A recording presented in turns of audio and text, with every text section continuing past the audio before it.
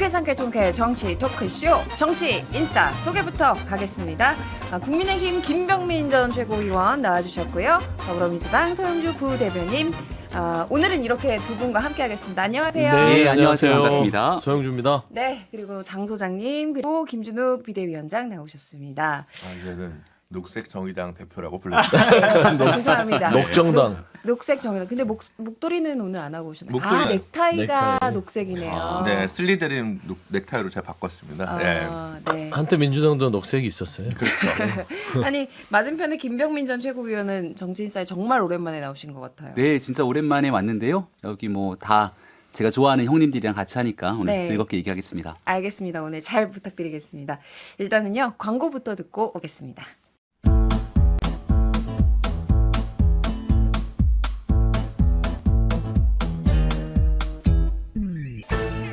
유쾌한 정치 토크쇼 정치인싸.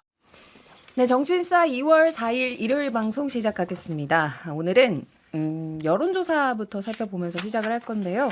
어제 발표된 한국갤럽 조사입니다. 윤 대통령 지지율이 20%대로 떨어졌다는 수치부터 봐야 될 것 같은데요. 일단 이 조사는 한국갤럽이 지난달 30일부터 1일까지 무선전화 가상번호를 무작위 추출해 전화조사원 인터뷰 방식으로 진행한 조사고요. 자세한 내용은 중앙선거 여론조심의위원회 홈페이지를 참조하시면 됩니다. 윤 대통령 직무수행 긍정평가가 29%, 부정평가가 63% 이렇게 나왔거든요. 전주와 비교하더라도 긍정평가가 2%포인트가 하락했어요. 네. 좀 어떻게 총평을 내릴 수 있을까요? 세부 수치를 보면 더 안 좋은 것 같아요. 그러니까 역대급으로 많은 수치가 상당히 안 좋은 쪽을 가리키고 있다라고 말씀을 드리고 있는데 부울경에서 16% 차이로 부정평가가 높아요.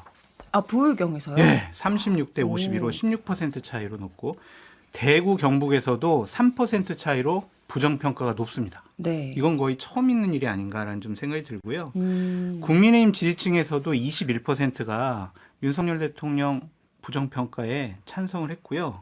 더 심각한 게 있습니다. 중도층에서는 부정평가가 48% 차이로 더 높아요. 이것도 지금까지 여론조사한 것으로 살펴보면 상당히 높은 축에 속한다. 그렇게 볼 수밖에 없어서 단순한 부정평가가 높아졌다라는 것보다 세부 내역 수치가 상당히 좀 많이 안 좋은 걸 가리키고 있다. 그러니까 기준 지지층이라고 볼 수 있는 지역에서도 윤 대통령의 그러니까요. 부정평가가 좀 심상치 않다라는 네, 평가고요. 대구 경북. 김병민 최고위원 당 내에서는 어떻게 좀 해석하고 있어요? 좀 긍정적인 부분은 없습니까? 일단은 한 2%에 대한 조정이 있었던 건데 숫자상으로 앞자리가 바뀌게 되니까 여기에 따른 여론적 효과가 있을 겁니다. 당연히 이제 부정평가 요소들이 높다고 생각한다면 어떻게든지 국민들의 마음을 다잡기 위한 변화의 노력들을 항상 해오지 않습니까? 예. 역대 집권하고 한 2년 가까운 시간 동안 출렁임이 있었어요. 20%대로 떨어질 때도 있었고 그럴 때마다 다시 신발끈을 동여매는 심정으로 어떻게 국민들께 다가설지 노력했고 그 변화를 바탕으로 지지율을 올리는 과정들이 있었습니다. 이번 부정평가 요소의 제일 첫 번째 요인이 경제 민생이더라고요. 설 명절을 앞두고 있는데 국민들께서는 경제, 민생, 물가 이런 면에서 굉장히 불편한 감정이 있으면 그건 여과 없이 집권당과 정부를 향한 목소리로 갈 수 있는데 여기에 문제는 지난날 있었던 대통령실과 그리고 여당 간의 갈등 섞인 모습들이 여전히 좀 이어졌거든요. 그럼 경제와 먹고 사는 문제가 어려운데 이런 일들이 다툴 시간이 있느냐라고 하면서 부정평가 요소들이 좀 나타날 수 있는 거라 제대로 국민들의 마음을 다잡기 위한 노력이 절실히 필요하다고 말씀드리겠습니다. 그러니까 긍정평가가 30%대에서 2%포인트 하락하면서 20%로 떨어졌다는 건 어쨌든 당 내에서도 좀 유의미하게 받아들이고 있고 그게 경제도 이렇게 어려운데 서로 싸우냐 이런 목소리라고 해석하셨다는 말씀해 주셨고요. 서로 싸우냐? 그게 그 서로가 민주당과 싸우냐를 떠나서 이제 본인 내부에 싸우잖아요. 그런 부분들이 더 주요하게 작용했을 것 같고요. 두 번째는 이제 2% 떨어졌다는 수치가 이제 오차범위이긴 하지만 장 소장님이 말씀을 잘 해주셨어요. 세부적으로. 이거 민주당에게 칭찬받으면 안 되는데요, 제가. 설명을 잘해줬다. 설명을. 보수 참칭 우리 패널인데. 편이었다는 게 아니라. 여권 패널이 아니라 제가 아무래도 제가 옆에 칭찬해 드릴게요. 정확하게 분석해 그래서 주셨습니다. 네. 딱 보면 2%대면 오차범위라서 큰 어떤 차이는 아니에요. 뭐 30이나 31이나 뭐 개긴 독인인데 제가 봐서는 2%의 의미는 견고하게 아주 낮은 국정 지지율을 30%를 유지해 왔어요. 이건 뭐냐면 견고한 콘크리트층입니다. 보수층에서. 근데 2% 떨어졌다는 거는 보수 내에서도 신망이 떨어지기 시작했다. 이건 굉장히 총선을 앞두고 이건 아주 위험한 신호입니다. 그리고 저는 이제 전체적으로 이 갤럽 금요일 날 나오는 이런 추이들을 쭉 보면 가장 유의미한 부분이 있어요. 뭐 이게 정말 뭐 우스갯소리처럼 들릴 수도 있겠지만 이 윤석열 대통령이 30%에서 한 3, 4% 올라갈 때는 그 주 요인이 뭐냐면 윤석열 대통령이 말을 하지 않거나 잘 나타나지 않으면 올라가요. 그러니까 국민의힘이 전면에 나서면 어느 정도 국정지지도 올라가고 근데 최근에 떨어진 이유를 보면 윤석열 대통령이 말을 많이 해요. 지금 뭐 돌아다니면서 민생 뭐 경제 토론인가 그거 하고 있죠. 물론 관심도 토론회요? 없지만 근데 그런 부분들 최근에 그리고 입을 많이 열었고요. 특검법에 대해서 액션을 취하죠. 그다음에 김건희 여사 명품법과 관련해서 연관이 되잖아요. 원래는 윤석열 대통령을 숨겨놨어야 되는데 드러나기 시작하니까 두 가지 말을 하고 얼굴이 비치기 시작하니까 결국에는 이 여론조사 추이가 떨어지기 시작한다. 저는 이런 부분에 있어서는 윤석열 대통령이 좀 꽁꽁 숨어 쉬어야 될 텐데 국민의힘 위해서는 좀 그런 생각을 좀 제가 갖고 반론을 아, 짧게만 아니, 드리고 넘어갈게요. 저는 분량이 나와야 그러면 되는데 네, 김준호 위원장 말씀 듣고 한 번에 발로 아니, 위원장님이 뭐- 네네네. 불량 걱정을 대표를 하니까요. 김 위원장님. 저기 이제 나타날 땐 나타나야죠. 그러니까 물론 이제 나타나면 그 자체가 대통령의 리스크다라고 하는 것을 정무적으로는 부인할 수 없지만 나타나서 이제 사과할 걸 사과하거나 뭐 잘못한 걸 잘못했다고 얘기를 해야 하는데 나타나서 딴 얘기를 하고 국민이 듣고 싶어하는 얘기를 안 하니까 일단 그게 문제인 거고요. 그게 대통령 부인 뭐 리스크 문제도 있을 것이고 심지어 뭐 사실은 손준성 검사장이 이번에 1심 유죄가 났는데 그 검사장까지 시켜준 거 아닙니까?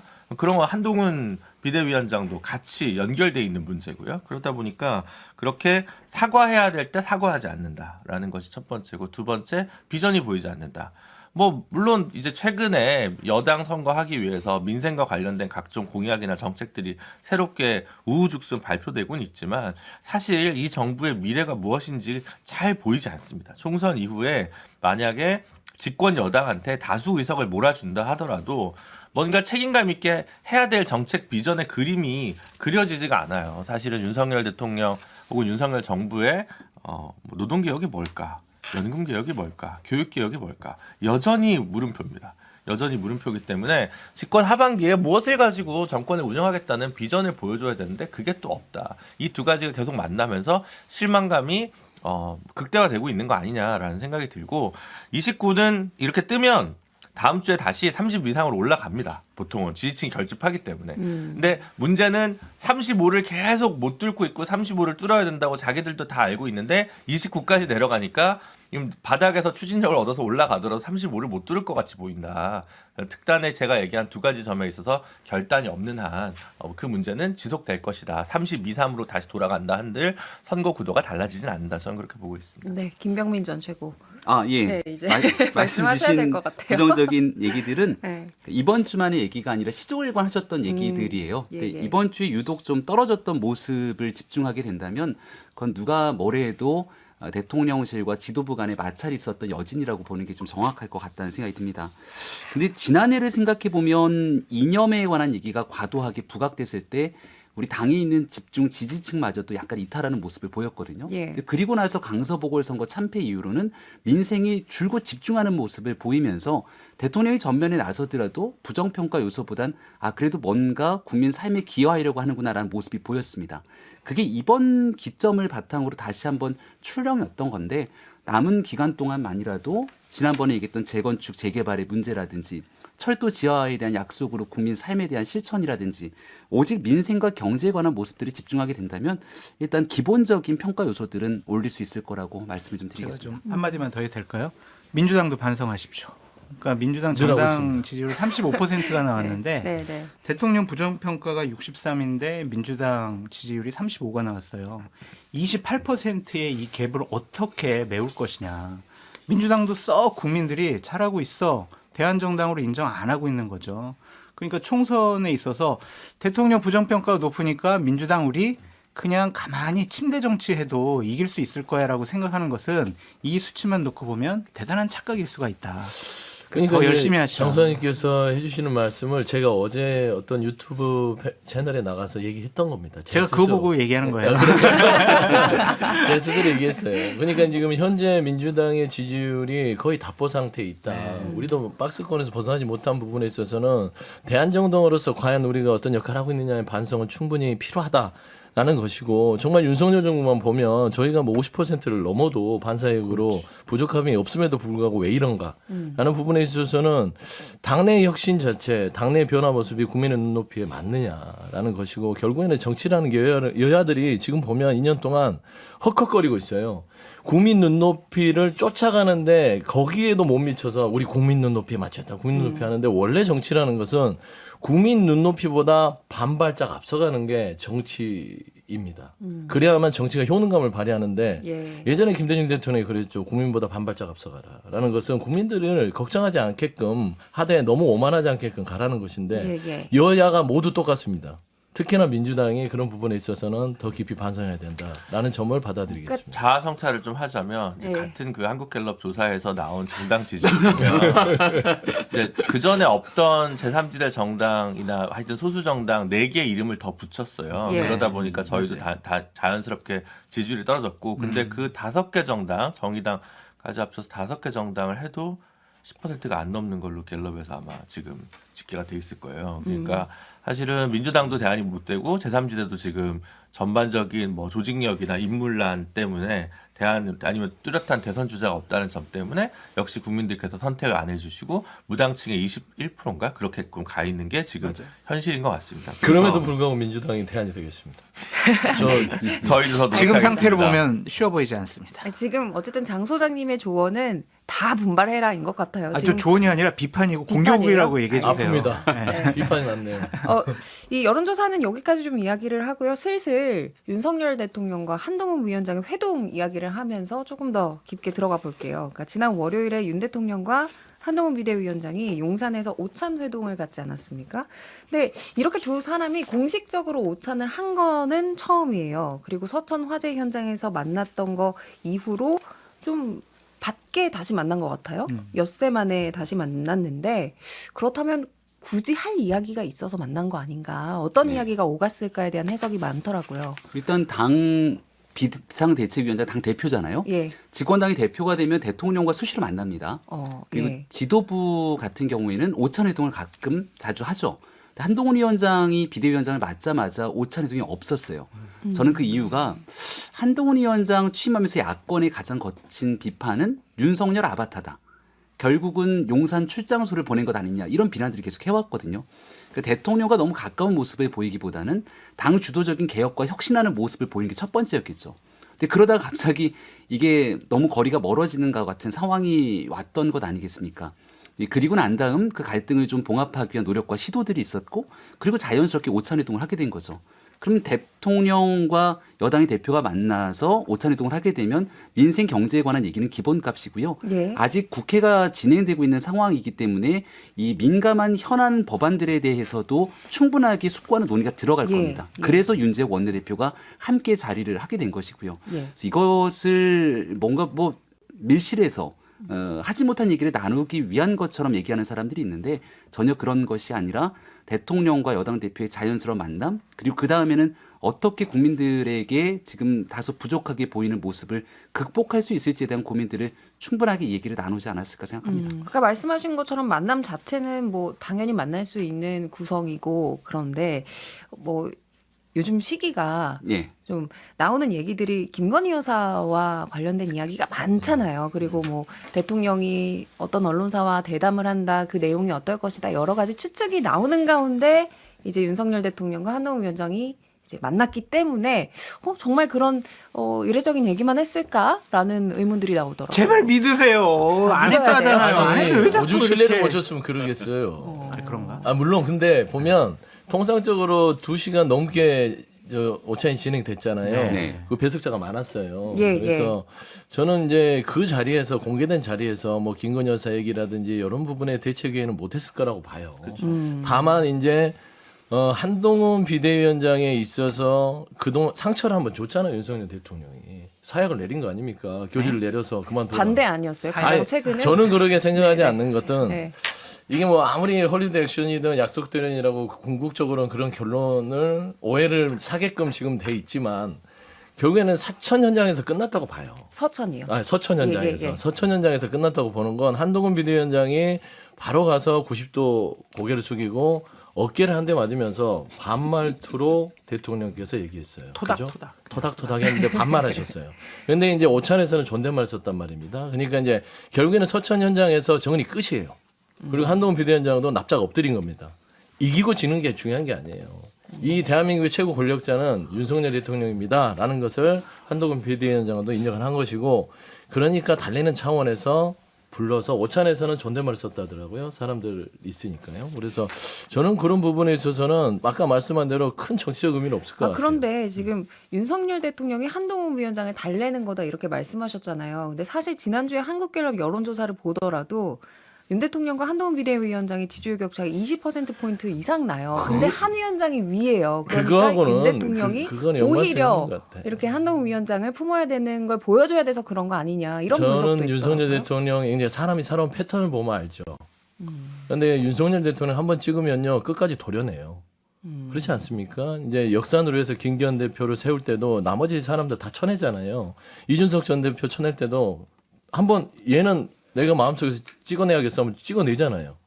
그런 겁니다. 유승민 전 의원 경기도지사 나갔을 때 누구 보내서 찍어냈잖아요. 그러니까 본인이 정치적인 어떤 패턴이나 살아온 패턴은 내가 마음 먹으면 무조건 끝까지 해서 저 사람 도려내는 거예요. 근데 한동훈 비대위원장은 그 결말이 없지 않습니까? 그거는 이제 저는 이 지지율의 격차 부분은 아닌 것 같고 한동훈 비대위원장은 윤석열 대통령한테 눈에 넣어도 안 아픈 동생이에요. 그래요. 다만 이분에게 상처를 줬던 부분이 나름대로 인간적으로 아플 것이고 그 배경에는 본인의 배우자가 더 중요한 거 아니겠습니까? 그러니까 이해를 해달라는 어떤 익스큐즈의 지금 다들 들썩들썩 여러 가지의 어떤 얘기를 분위기가 하고 싶어 있었던 하는데. 것이고 한동훈 네. 비대위원장의 높은 지지율 이거는 새 거라서 그래요. 그리고 윤석열 대통령은 보면 김병민 볼수록 전 매력이 최고 떨어지잖아요. 얘기 들어볼까요? 비호감에서. 저는 전반적인 그런 부분이 있다고 봅니다. 네. 그러니까 지금 민주당은 시종일관 한동훈 위원장을 어떻게든 좀 끌어내려야겠다 이런 생각들을 갖고 있는 것으로 보이고 그러니까 한동훈 위원장이 윤석열 대통령 손아귀에 들어있는 아바타 같은 역할로 한정이 될 때만이 국민의힘이 뭔가 새로운 미래나 비전이 없는 정당처럼 치부될 수 있을 거다 이런 판단하는 것 같습니다. 근데 저는 국민들이 보는 시각은 정확하다고 보거든요. 조금 전에 앵커께서 말씀 주신 여론조사 과정들을 지켜보더라도 정부에 대한 비판적 요소는 국민들께서 비판하십니다. 잘못된 게 있으면 좀 잘하라고. 근데 한동훈 위원장이 갖고 있는 정당 대표로서의 지지에 대해서는 꽤 높은 기대감을 보내고 있거든요. 그리고 한동훈 위원장이 누가 뭐라고 하든지 간에 거기 주눅들지 않고 자기가 하고 싶은 기회로 정치를 하고 있는 거예요. 지금 총선을 앞두고선 당을 이끌고 있는 건 새로운 사람들과 함께 어떻게 총선 승리를 이끌지에 대한 한동훈의 리더십이고요. 여기에 대한 평가가 명확하게 나와 있는데 그럼 한동훈 위원장의 리더십 평가와 이재명 대표의 리더십 평가를 봤을 때 확연하게 여론조사 수치로 차이가 나지 않습니까?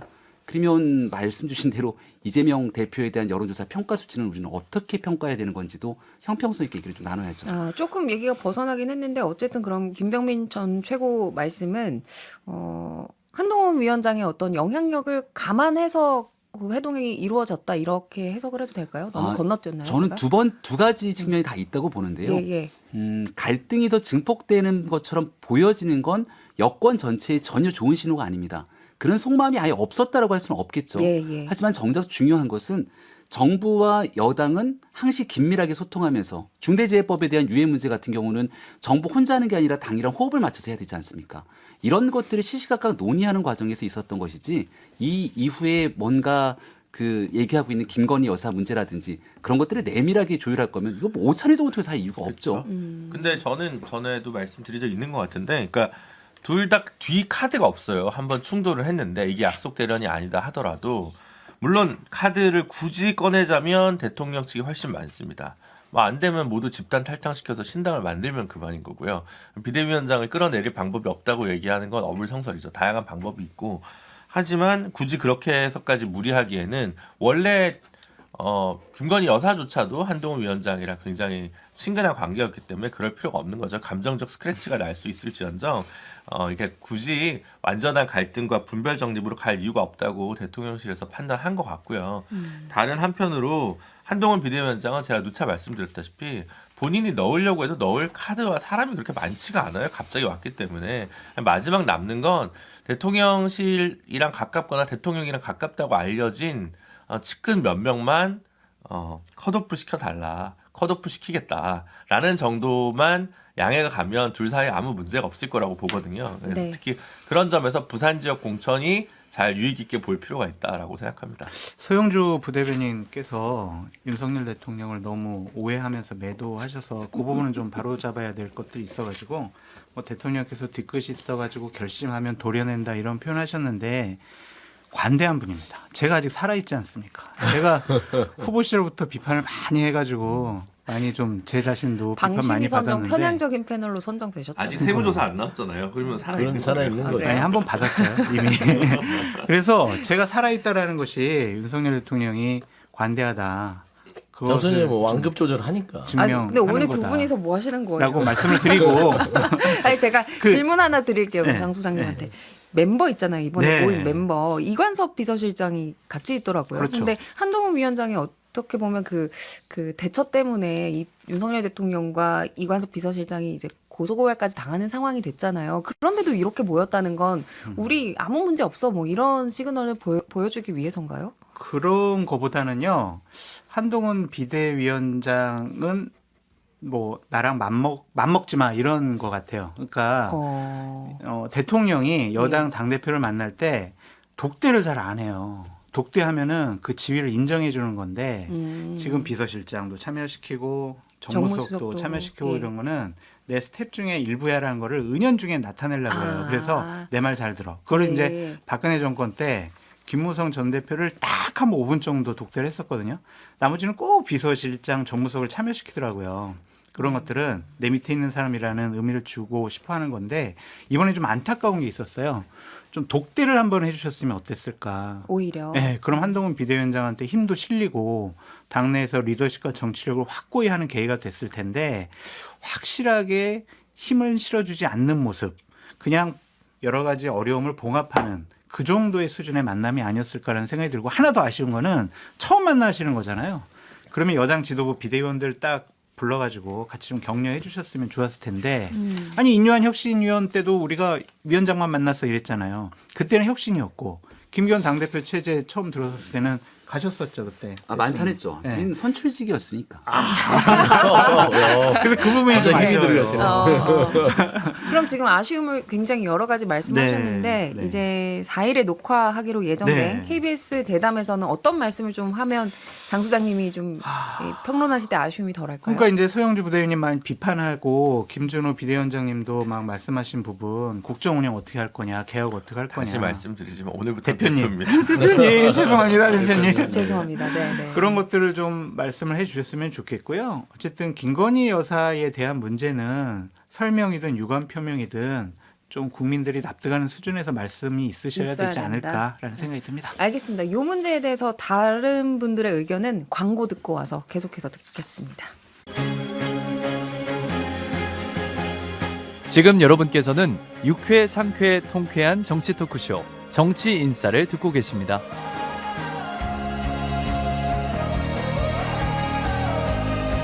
네, 정치인싸 2부 시작하겠습니다. 윤석열 대통령의 신년 대담 일정이 잡혔는데요. KBS와의 대담, 그러니까 기자회견은 아니고요. 대담이고요. 4일에 녹화해서 7일에 방영을 한다고 합니다. 어쨌든 설 전에 뭔가 이제 대통령의 말씀이 나오는 건데요. 김병민 전 최고 여당 예. 입장에서는 어떤 기대감을 가지고 있습니까? 좀 긴 시간을 이제 녹화를 하고 얘기를 할 거기 때문에 앞서 얘기 드렸던 경제 민생의 어려움에 대한 총괄 책임을 정부가 지는 것 아닙니까? 현재 상황에 대한 명확한 진단 그리고 이걸 어떻게 끌고 갈지에 대한 비전 이런 걸 설명해 드려야 되고요. 많은 국민들께서 이제 궁금해하는 건 정치적인 문제에 대한 궁금증도 있을 겁니다. 예. 이게 이제 녹화 방송으로 진행되다 보니까 민감하고 또 불편한 질문 안 하는 것 아니야? 라고 또 생각할 수 있을 편집하는 텐데 거 아니야? 뭐 이런 근데 의사도 그럼에도 나오더라고요. 불구하고 민감할 의견도? 수 있는 질문에 대해서도 거칠게 가감하게 질문도 좀 하고 여기에 대한 솔직한 답변들을 하는 모습이 갖춰질 때 KBS와의 녹화 대담이지만 그래도 어느 정도 의미가 있었다 이런 평가를 가질 수 있을 거라 봅니다. 몇 시간 정도로 지금 녹화가 일정이 잡혀 있는 거예요? 저 전혀 모르거든요. 근데 네. 길게 이제 좀 예정이 돼 있다고 하셔가지고 예. 대략적으로 몇 시간 정도가 그거는 나왔나 뭐 싶어서 알 수가 없는데 예. 무튼 뭐 뭐 100분 하지 않을까요? 100분? 100분이면 100분 분량 뽑으려면은 한 200분 정도 하겠죠. 아, 왜 그러세요? 왜냐면은 디테일하게 가야죠. 토시 하나 틀리면 큰일 나요. 아이 왜 그러세요 자꾸? 그 약속 그건 때려. 아닐 것 같은데. 그냥 이제 영상 자료 보고 이렇게 해가지고 오히려 확 짧을 것 같은데. 근데 참 러닝 너무 타임 100분이지만. 정말 좀 어처구니도 없고요. 어떤 부분이 제일 어처구니가 없어요? 아니 지금 국민 여론이 들끓는 부분에 대해서 답변하는 겁니다. 지금 뭐 신년 기자회견을 대신해서 KBS를 지정해서 녹화를 통해서 편집을 해서 실수하지 않게끔 내보내겠다. 이거 국민들이 바라는 거 아니잖아요. 국민들이 바라는 것은 대통령께서 지난해도 뭐 신문과로 대담 인터뷰로 이제 가늠했으면 이번에는 한번 좀 나와서 소통하는 대통령이 그렇게 하셨으면 좀 해야 되는데 김건희 여사의 명품백 때문에 지금 말을 해야 될 처지단 말입니다. 근데 이거를 어쩔 수 없이 KBS를 지정해서 또 KBS 얘기는 그렇지만 KBS도 이제 거의 공영이 아니라 국영방송화 돼 있단 말입니다. 그런데 이제 그런 분들 데려다가 짜고 치는 본인 편하게 얘기하겠다. 저는 그런 부분에 있어서는 국민들한테 어처구니 없고 참 국민들이 한심하다. 근데 기대도 없겠다. 하지만 민주당에서는 이렇게 비판을 하던데요. 그래도 여당에서의 반론이 있을 것 같아요. 김건희 네. 여사 관련된 거에 대해서 어쨌든 입장이 나오는 거고 이렇게 짜고 치는 건 아니다라는 어떤 이제 반론이 있으십니까? 방금 말씀 주신 내용들을 KBS 기자들이나 KBS 방송국이 들으면 굉장히 좀 모욕적인 성태가 될 거라고 생각합니다.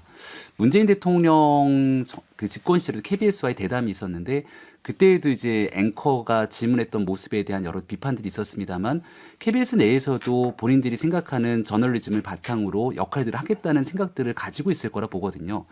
그리고 윤 대통령에 대한 이제 언론관에 대한 많은 비판들도 있습니다만 저는 초창기에 있었던 시도들에 대한 그때의 기억이 좀 많이 나요. 도어 스태핑이라는 과정들을 거치면서 국민을 대신해서 묻는 기자들과 매일같이 만났던 때들도 있었거든요. 그 이제 중간에 여러 과정들을 거치면서 현재 상황까지 왔는데 아직 남은 한 3년 동안의 기간이 있기 때문에 조금씩 변화되는 과정들을 거쳐 나갈 거라는 기대감들도 있습니다. 그래서 아직은 녹화를 하지 않았고 또 방영이 되지 않았기 때문에 민주당이 비판하는 지점에 대해서 또 여러 언론에서도 비판들을 갖고 있으니까 그 지점을 수용하더라도 일단은 과연 어느 정도까지 국민들이 궁금해하는 지점들을 답변할지를 보고 얘기해도 늦지 보고 않는다. 얘기해야 된다. 그러니까 김 대표님. 오늘 네. 녹화한 건데, 그러니까 2월 4일 오늘 녹화한 건데 한동훈 비대위원장이 이재명 대표 최근에 비판했어요. 일주일에 1회만 백브리핑을 하겠다. 참 편하다. 나도 그러면 참 편하겠지만 나는 리스크를 감수하고 매일 백브리핑을 하겠다. 아, 이게 한동훈 비대위원장의 윤석열 비판 아니냐. 뭐 하는 거냐, 도대체. 이재명 비판인 척 하지만. 그러니까 여기서 이미 윤석열 대통령이 이건 지금 내용이 아무리 좋아도요, 녹화다라고 하는 순간 끝난 거라고 저는 생각해요. 그냥 끝난 거예요. 그래서, 근데 이것조차 안 하면 정말 더 지지율이 내려갑니다. 어떻게 하시겠습니까? 라고 하니까, 그래, 그러면 녹화라도 하자. 이렇게 정리가 된 거고, 다 아시다시피 KBS와의 신년 기자회견은 중간에 한번 추진되다가 중단됐다가 다시 지금 하는 거예요. 저도 나름대로 이게 다 소스를 갖고 있는데, 그래서 이거는 뭐 어쩔 수 없이 부득이하게 하는 거고, 지금 굉장히 아마 그 정무수석, 홍보수석실에서 다 뭐 대변인실 다 뛰어 들어가가지고 이거 지금 잘 만져가지고 어떻게든 잘 나오려고 노력하겠죠. 노력하고, 뭐 생각보다 괜찮은 내용이 있을지는 모르겠는데, 하지만 사실은 라이브도 아니고 녹화면 내용은 나중에 유출이 먼저 될 거고, 그럼 예를 들어 뭐 핵심적인 새로운 뭐 정책이 발표된다든가 이런 것도 아닐 거고, 그냥 친근한 모습, 소탈한 모습을 보여주고 뭐 이런 거를 위해 노력하는 분이 분량이 한 20분 있을 거고, 최근에 실망감을 안겨드린 여러 가지 점에 대해서 죄송하다는 완곡한 표현 정도가 나오겠죠. 그 정도 딱 톤 조절하고 김건희 여사에 대한 직접적인 실명 언급은 안 하는 방향 정도로 해가지고 여러 뭐 불미스러운 일들, 특히 뭐 저의 처가와 처에 관련해서 가시는 의혹에 대해서 송구하게 생각합니다. 정도까지가 맥스일 것 같아요. 그러니까 내용에 대해서는 사실 이게 지금 오늘 녹화라도 저희가 모르기 때문에 그렇죠. 더 이상 얘기할 수는 없는 것 같고 하나만 제가 예언을 한번 해보려는데 예언이요. 틀림없이 그 윤석열 대통령이 김건희 여사 명품백 사건에 대해서 그렇게 얘기를 할 거예요. 이거는 아주 모렴치한 악마의 편집이다. 악마의 그래서 편집이다. 지금 김건희 여사 명품백을 받게 되는 것은 이 영상 자체만 보면 그래 보이지만 전체를 보면 이거는 그렇지 않다. 어쩔 수 없이 받을 것이다. 저는 솔직히 말씀드리면 김건희 여사 명품백 사건 한 발짝도 사과하지 않을 것이다. 저는 그거는 솔직히 알겠습니다. 그만 좀 괴롭히십시오. 예측할 수 지금. 있다. 그런 말씀드립니다. 김건희 여사 지금 두 아니, 달째 안 이거 나오고 내기를 해도 내조만 될 하고 아니, 지금 네, 내기만 해도 김건희 될것 여사 같아요. 안 나오는 네? 얘기가 나와서 그래서 이 신년 대담의 시점이 설 직전이잖아요. 그래서 네. 김건희 여사가 설 명절 인사를 할 것이다. 그렇기 때문에 갑자기 나오면 이상하니까 좀 부드럽게 말랑하게 하고 이제 인사하는 모습을 보여주기 위해서 시점이 7일로 잡혔다라는 보도도 나왔더라고요. 저는 독일 국빈 방문이 더 중요하지 않을까 싶어요. 음, 그렇지 않겠습니까? 따라가야 되잖아요. 그러니까 설 전까지 명절 안 따라가지 인사가 않을까요? 아니라 아 그런데 국빈 방문이면은 영분이 따라가야 되니까 그 부분은 좀 여러 가지 고려했지 않았을까 그런 부분도 있을 것 같아요. 이것도 뭐 서울도 있지만. 어디까지나 네. 이제 부대변인님 개인적인 생각입니다. 개인적인 네, 생각이기는 네. 하고 그래서 이제 설 명절 인사는 할까요? 영상 촬영. 예, 영상 촬영으로 작년 같은 경우에 올해도 건강과 행복이 가득하시길 바랍니다 정도의 뭐 영상 인사가 나오기는 했었거든요. 그러니까 지난 그 신년 인사 카드에는 보면 저는 뭐 그런 거 전혀 못 받고 예. 대통령님 뭐 추석이나 설 명절 선물 좀 못 받는 사람인데 그거를 보면은 받고 싶으셨어요? 당연하죠. 아, 받고 안 가요? 싶으셨구나. 아, 보내줘요. 보내주세요. 네.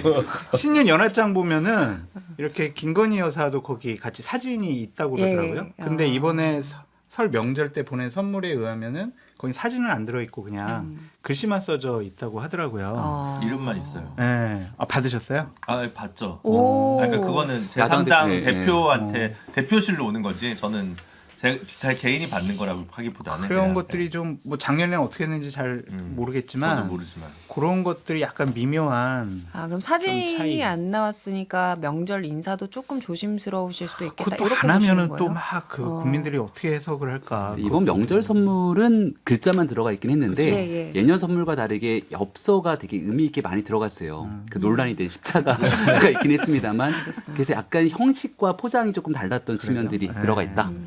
알겠습니다. 윤석열 대통령 이야기는 좀 여기에서 마무리하도록 하고 총선이 계속해서 다가오고 있으니까 이 뜨거운 한강벨트 이야기로 좀 옮겨갈게요. 아, 네. 드디어 하고 싶으신 말씀이 많으신가 봐요. 강진 얘기만 안 하면 됩니다. 아니 아니 요즘 50원 의원 그렇죠. 거기까지만 얘기할 수 있습니다. 요즘 한강벨트 이른바 한강벨트가 언론에 자주 주목을 받고 있는데요. 중구 성동갑, 마포갑, 마포을 굉장히 이제 언급이 많이 되는데 국민의힘 전현직 의원 등이 특히 몰리고 있다 이런 분석이 나오더라고요. 네. 어떤 이유가 있습니까? 국민의힘은 이번에 일당이 되고자 노력하고요. 과반이 되면 더 좋겠고. 근데 그러면 수도권에 이겨야 됩니다. 근데 수도권에 이길 수 있는 곳 중에 반드시 가져와야 되는 곳이 지난 총선은 졌지만 작년 재작년에 지방선거, 대통령 선거, 4.7 보궐선거를 거치면서 승기를 잡고 해볼 만하다라고 보는 곳이 바로 이 한강벨트거든요. 아. 우리가 스윙보터 지역이라고 얘기를 하는데 특정 정당이 무조건적으로 몰아주는 게 아니라 그때그때 민심에 따라서 표를 바꿔 찍을 수가 있는 예. 겁니다. 그리고 그중에 구청장을 당선시키냐 못 시키냐가 그 지역의 조직력과 표심을 변화시키는 굉장히 큰 의미가 있는데 이 한강벨트에 있는 거의 대다수의 지역의 구청장을 지방선거에서 국민의힘이 가져왔거든요. 예. 그래서 이번에 있는 이 한강벨트만큼은 반드시 탈환해야 된다는 의지를 우리는 갖고 있고 민주당 입장에서는 이것 뺏기면 그대로 무너지는 거니까 완전 사활을 걸고 서로가 각주전을 벌이는 곳이 된 거고 그 핵심이 광진이 있습니다. 아, 그거는 광진의 핵심이라는 얘기 제가 잠시만요. 처음 들어본 얘기가지고. 이게 뭐 얘기를 하면 좋을 것 같긴 한데요. 여러 가지 뭐 또 저희가 선거를 앞두고 제약이 있으니까. 제약이 있으니까 광진 빼고 할게요. 예. 죄송합니다. 뭐 마포 같은 경우에도 최근에 뭐 김경률 회계사 관련해서 뜨거운 지역이 됐고 또 임종석 이제 민주당에서 임종석 전 수석이 나오기로 한 중구 성동구 갑도 이제 한동훈 위원장이 윤희숙 의원을 언급하면서 뜨거워졌어요. 이 지형에 대해서는 어떻게 보고 계세요? 어디가 우위다? 일단 그 김병민 전 최고께서 얘기한 대로 이 부분이 한강벨트 쪽은 민주당이 우세했던 지역이에요. 현역들이 대부분 그 배치돼 있죠. 예. 근데 좀 이 각 의원들의 사연 때문에 좀 흔들리기 시작한 부분들이 있죠. 그렇지 않습니까? 그리고 여기 면면을 보면 정청래 의원이 수석 최고위원입니다. 그리고 이재명 지도부의 대표적으로 어떤 저교수라고 할 수 있는 것인데 저는 여기를 흔드는 부분들이 선거에 있어서는 나름대로 관전 포인트가 될 수 있기 때문에 김경률 비대위원도 보내고 누구도 보내고 그런 하는 것이에요. 저는 그래서 이 축이 여기를 뺏어오는 부분들을 저는 선택하지 않았다고 봐요. 국민의힘이. 저는 여기를 흔든다는 정도 수준까지의 전략이다. 아, 그러니까 정말 승률이 높아서가 아니라 그렇죠. 조금 흔들고 싶어서 여기를 된 거다. 흔들면서 수도권 이 전체 판을 한번 주도해 나가겠다는 것입니다. 솔직히 예를 들면 뭐 강북이나 강남은 말할 것도 없고요. 어디 경기도 어디를 흔들어서 뭐 할 겁니까?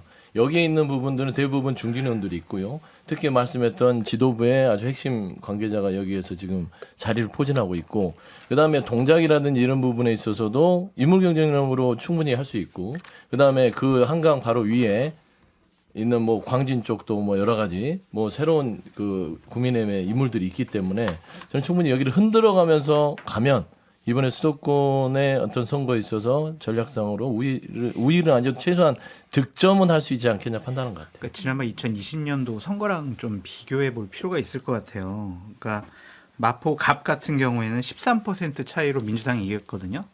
그리고 이제 중구 성동구 갑 같은 경우도 13.4% 차이로 민주당이 이겼어요. 예. 근데 이 두 지역의 특징이 뭐냐면 현역 민주당 의원들이 없거나 아니면 다른 곳에 출마하거나 공천을 못 받을 가능성이 있어요. 그러니까 이 두 지역을 잘 하면은 한번 국민의힘에서 해볼 수 있다라고 생각을 하는 거고, 용산 같은 경우에는 0.7% 차이로 국민의힘이 이겼고, 예. 중구 성동 을 같은 경우에는 4.7% 차이로 민주당이 이겼어요. 저희가 선거를 기획을 하거나 예측을 할 때 대략 5% 정도 내외 차이는 구도가 나쁘더라도 후보의 인물론으로 극복할 수 있다라고 생각을 하는 거거든요. 그래서 이제 용산이나 성동구 을 같은 경우에는 많은 국민의힘 의원들이 좀 도전을 해봄으로써 확실히 좀 이길 수도 있다, 가능성이 있다. 그래서 이쪽 지역에 몰리는 거다. 그래서 이걸 사수하려는 민주당의 노력도 상당히 좀 강하겠죠. 그렇죠. 여기 우리 지도부가 다 있어요. 네. 김병기 사무부총장, 고민정 최고, 예. 예를 들면 정청래 수석 최고, 예. 뭐 임종석 전 문재인 대통령 비서실장. 공천 받아요, 예, 그거는? 예. 그러니까 공천 이런 안 이제 준다. 말하자면 이 축이 현 지도부에 대한 우연치 않지 모르겠지만 현 지도부의 핵심들이 모였기 때문에 여기는 나름대로 국민의힘에서 흔들게 되면 유의미한 또뭐 그래서 한동훈 위원장이 요 지역들을 중심으로 이른바 사천 논란이 불거진다는 그런 비판에도 불구하고 좀 강한 메시지를 내는 거 아니냐 이런 분석도 나오거든요. 그렇죠. 근데 그런 점에서 봤을 때, 그러니까 사실은 뭐 이게 부동산과 정치가 연결돼서 이게 마용성인데 사실 그러면 결국 자산가들이 보수 정당을 찍는 비율이 더 높기 때문에 일단 토대상에서 해볼 만한 거 아니냐라는 분석을 해볼 수도 있고. 근데 용산 같은 경우는 사실 지난번에 아까 뭐 퍼센트 얘기했지만 제 기억으로 한 890표 차인가? 강태용 후보가 아마 저기 권영세 의원한테 진 게. 근데 그 중간에 뭐 이게 진보정당 후보들이 한 2명 정도 있었어요. 그래서 그 표차보다 훨씬 더 많은 표를 얻었거든요. 마포 같은 경우 지난번 구청장 선거가 약간 그런 결과예요. 그런 것들이 이제 또 야권의 단일화 이슈와 관련된 부분이 또 압박이 저희한테 좀 있을 것 같다는 생각이 들고, 그 다음에 이제 그나마 여기들은 사실은 잘 보시면 강남 서초는 그냥 아무나 공천을 못 받고 부산에 더 이상 있거나 있을 수 없는 사람들이 그래도 여기라도 한번 포스터를 붙여본 다음에 마지막 한 달 바람이 불어서 요행수 아닌 요행수가 되지 않을까라고 이제 약간 기대 반 노력 반으로 이제 그래도 공천장을 꽂고 싶은 지역들인 거죠. 그래서 이제 얘기를 해야 되는 거고, 다만 민주당 차원에서는 고인물들이 좀 있기 때문에 사실은 이런 지역에 과감한 혁신 공천을 좀 해야 되는데, 지금 서대문에 우상호 의원 불출마 해가지고 거기 이제 전략 공천 하는 거 제외하고 여기는 사실 마포갑 이런 데는 이제는 제가 봤을 때는 전략 공천 민주당에서 해야 되거든요. 근데 이게 지금 컷오프를 일찍 했다가는 뭐 개혁 미래당이나 이런 데 이삭죽기로 활용될 수 있기 때문에 지금 이렇게 쭉쭉 미루고 있다. 저는 그렇게 그리고 근데 봅니다. 개혁미래당 당사도 가까워. 말씀하신 마포갑에 지금 예비 후보 민주당 예비 후보를 보니까 많아요. 노웅래 의원 있고 이지수, 유창호, 오성규, 이로문, 이은희, 박경수, 홍성문 굉장히 많은 그건 예비 노웅래 후보들이 의원이 있거든요. 리스크가 있잖아요. 예, 최근에 예, 사법 예. 리스크가 있다 보니까 그만큼 이제 많은 빌 것이다 후보들을 생각한 네, 것이죠. 근데 끌어 이제 조금 모았군요. 좀 저는 아쉬운 게 거기에 리스크 있을 비면 보통 당에선 전략하거든요. 그렇죠. 근데 왜 그래 많이 덤볐지? 그런 생각이 들더라고요. 그러니까요. 왜 이렇게 많이 던졌어요? 그러니까 저는 이제 가끔씩 그래요. 서대문 갑 같은 경우, 저는 서대문 갑에서 이제 보좌관 생활을 오래 했으니까요. 우상호 의원. 근데 거기도 우상호 의원께서 오시는 분들한테 여기 전략이야. 내가 불출마를 했으니까. 그랬음에도 불구하고 막 덤벼요. 네. 그래서 저는 이수진 의원 다시 옮겼잖아요. 그러니까 여러 가지 이제 뭐 좀 말하는 모양새가 안 좋은 부분들이 펼쳐지는데 좀 정치적으로 여러 가지로 루틴하게 됐던 부분들은 좀 읽으면서 가면 좋겠지. 정치라는 게 고집대로 하는 게 아니잖아요. 그래서 저는 아까 말씀한 대로 마포 갑은 저는 일단 노웅래 의원한테 자격은 적격 심사를 줬어요. 공천 네, 그렇습니까? 공관위 쪽에서 심사를 받을 수 그게 있는 맞습니까? 정도까지는요. 이렇게 부스럭부스럭. 근데 부끄러운 게 아니라 근데 당에서 결정이 됐는데 제 생각에는 마포 갑 쪽은 당에서도 고민하고 있는 것으로 알고 있습니다. 이게 그럴 수밖에 없는 이유가 빈대가 없잖아요. 지난번 예. 총선에서 너무 많이 압도적으로 의석을 갖고 갔고 서울 같은 경우는 웬만한 의원들이 재선, 3선 거의 중진급 사람들인데 이 사람들 대거 컷오프하거나 걷어낸다는 얘기 들어본 적이 없거든요. 그러니까 김준우 대표께서 말씀 주셨던 고인물이라고 하는 표현들을 민주당이 극복해내지 못하게 된다면 여기에 대척점에 아까 윤희숙 의원 4천 논란 얘기했잖아요. 예, 예. 근데 윤희숙 의원 같은 경우는 굉장히 중도적인 인물이거든요. 우리 당에서 봤을 때 윤석열 대통령에게도 쓴소리하고 한동훈 위원장에게도 좋은 소리를 하지 않아서 나한테 좋은 소리 안 하는 사람으로 알고 있다 이런 얘기를 하고 있는 인물 아닙니까? 거기다가 더불어서 경제 전문가로서의 전문성을 갖고 있는 사람들을 전진배치시킬 것 같은 모습으로 변화를 가져가게 된다면 수도권의 판을 좀 움직일 수 있다 이런 판단을 갖고 있는 거거든요. 그래서 수도권의 한강 벨트를 중심으로 국민의힘이 많은 변화들을 끌고 갔을 때 민주당은 과연 거기에 새로운 인물들을 얼마나 투입하게 되는지가 비교 관전 포인트다 이런 얘기를 드리고 싶습니다. 저는 사촌 논란에 대해서는 약간 좀 다른 생각이 뭐냐면 예. 좋은 지역에 자기가 이제 마음대로 추천을 하면 사천이라고 볼 수가 있는데 지금 출마하려고 하는 마포 을이나 중구 성동구 갑 같은 경우에는 지난 2020년도에 국민의힘이 13% 차이 이상으로 졌던 곳이거든요. 예. 그래서 이게 어려운 지역에 뭐 예를 들면 자기가 인정하거나 뭐 좋은 후보라고 생각하는 사람을 추천하고 출마시키겠다고 하는 것이 꼭 사천일까 그런 생각도 좀 여기 들어요. 강남 서초가 아니니까. 그렇죠. 그리고 거기에 하면은 사천. 사천일 수도 있고 아닐 수도 있는 모든 건데 전략 공천은 사천이에요. 이게 그러니까 시스템을 따르지 않으면 사천이에요. 네. 아니, 근데 사천이 꼭 중요한 게 아니라 결과가 더 중요할 수도 있어요. 당 대표가 또 알겠습니다. 당 기여도 점수 본인이 점수를 매기겠다고 시스템을 만들어놨잖아요. 사천이라고 보기는 그거 국민의힘에서 알아서 할 근데 일이니까. 김병민 전 최고는 요 한강벨트 라인에 새로운 인물을 지금 여당에서는 집중적으로 배치할 거다. 그게 효과가 좀 있지 않을까라고 당 내에서는 보고 있다고 했는데 민주당은 좀 기존의 인물들을 내세우는 모습인 것 같아요. 반대로 추미애 전 장관은 어떻게 되는 거예요? 여기 한강벨트 모습이 거기는 오산 얘기 나오고 뭐 아니까 너 어디였어? 최근에 이순영 앵커께서 이렇게 훅 들어오는 거 처음 궁금해서요. 그래서 웬만해서는 다 답을 하는데 얼굴 빨개졌어요 지금. 아니 뭐 얘기하세요. 나가면 안 된다고 얘기하네요. 일단은 그렇습니다. 네. 이제 그런 얘기들이 많아요. 왜 민주당에는 말씀한 대로 저는 좀 마음이 아픈 게 김준호 대표께서 고인물이란 말을 했을 때 뭐라고 말을 할 수가 없는 거예요.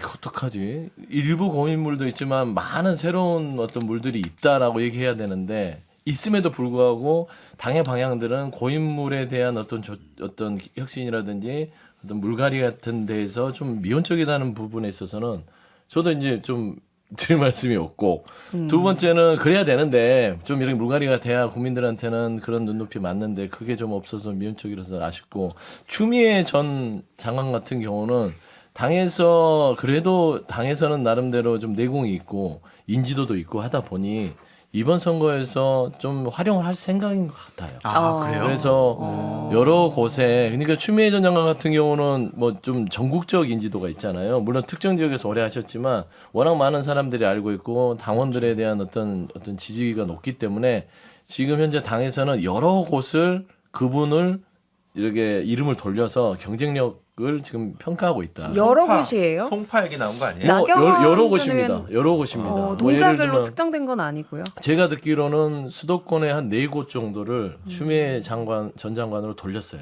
아니 동작을에서의 선호도 조사를 실시했다. 뭐 거기도 이런 했고요. 보도가 있더라고요. 네. 결과는 송파도 비공개입니까? 예, 송파도 했고요. 결과는- 그다음에 예, 여러 곳을 지금 돌렸습니다. 그 윤석열 정권의 구원투수가 한동훈 비대위원장인 줄 알았는데 추미애 전 장관이 구원투수로 나선 것이 아니냐 그런 생각도 들어요. 이제 제가 한 말씀을 더 보태면 추미애 전 장관 여러 가지의 평가들이 있어요. 근데 이제 최근에 정치인 추미애로서는 나름대로 쓸모가 있다. 효용성이 아직은 남아 있다라고 보지만 두 번째 본인의 정치를 함에 있어서의 어떤 출구 방식이 굉장히 거칠고 좀 솔직히 마음에 안 드는 부분들이 있어요. 개인적으로. 최근에 임종석 전 비서실장과 예. 갈등을 초래하는 것들, 노영민 전 비서실장, 거기에다 문재인 전 대통령까지 끄집고 나와서 이 현 윤석열 정부를 탄생시킨 문재인 정부에 대한 책임론을 얘기했을 때 본인은요? 그러니까 본인이 제일 라는 부분에 좋아하는 있어서는 아무리 배지를 한번 더 달고 싶고 알겠습니다. 내가 정치를 해서 이번에 좀 활용을 당하고 싶다 하더라도 저는 개인적으로 그건 아니다. 제 말이 그 말. 그리고 선수가 지금 5선이었잖아요. 아마 헌정사상 역대 최다선 여성 의원 대여섯 명 있을 거예요. 여성이 5선까지만 딱 있는데 아니 저는 선수나 나이는 그렇게 문제되지 않는다고 생각합니다. 그러니까 굉장히 그 국민들한테 봉사할 역량이 여전히 남아 있다면 그게 안돼. 제가 볼 때는 중원 싸움에 있어서는 별로 좋은 카드는 아닌 것 같아서 알겠습니다. 저 같으면 안 쓸 중성도 것 같아요. 갑에 나와서 윤희숙 의원이랑 딱 붙으면 아주 그림이 좋을 것 같은 생각이 왜 자꾸 김병민 전 이상하게 후보가 붙이는 거예요? 원하시는 그림이고 아니, 지난주에 김준우 대표가 지난주에는 위원장이셨죠? 네. 김준우 대표가 이제 대표입니다. 민주당이 선거제 개편 문제로 지금의 이제 지지율이나 상황을 돌파해야 된다 이런 말씀을 하셨는데 이거 관련해서 민주당이 이재명 대표에게 최종 의사결정을 위임하기로 했다 이렇게 나왔더라고요. 어떻게 평가하십니까? 그러니까 제가 뭐 사실은 그 시민사회나 이런 데서는 준연동형으로 가고 뭐 연합 정치를 하는데 이런 주문을 하는데 저는 평론을 할 때 객관적으로 제 바람이나 그 소망보다는 조금 더 이 부분에 있어서는 뭐 정당인 정치인이 아니라 좀 떨어져서 저는 얘기를 하려고 최대한 노력하거든요. 그러니까 지금 이 병립형이냐 준연동형이냐의 문제에서 다른 한 축은 당내 갈등을 봉합하거나 정리하기 위해 필요성이 새롭게 저는 연말부터 민주당 내부에서 생겼다고 봐요. 그래서 지금 민주당의 필요로 한 연합 정치가 무슨 당 밖에 있는 뭐 다른 소수 정당이나 제3지대 정당이나 뭐 진보 정당이 아니라 당 내 여러 세력들과의 연합이 더 이상 그러니까 균열이 가속화되면 안 된다라는 의미에서 이재명 대표한테는 지금 민주당 내에서의 연합 정치의 어떤 가치나 덕목이 요구되고 있는 상황이라고 하는 거고, 근데 이 지금 다른 분들이 병립형으로 가면 안 된다는 의견을 세게 얘기하고 있는 상황에서 지금 뭐 특별히 이게 사천 뭐 공천권과 관련된 문제 잘해야 뭐 비례 몇 장과 관련된 문제라면 이 부분과 관련해서는 조금 더 저는 선거제의 가치, 비례성 높은 선거제도의 가치를 굉장히 높이 중요시 여기는 사람이지만 그와 별도로 이재명 대표로서는 당내 갈등을 무마하기 위해서라도 연동형으로 가야 되는 판단을 하는 것이 정상적이지 않을까라고 생각하고 있습니다.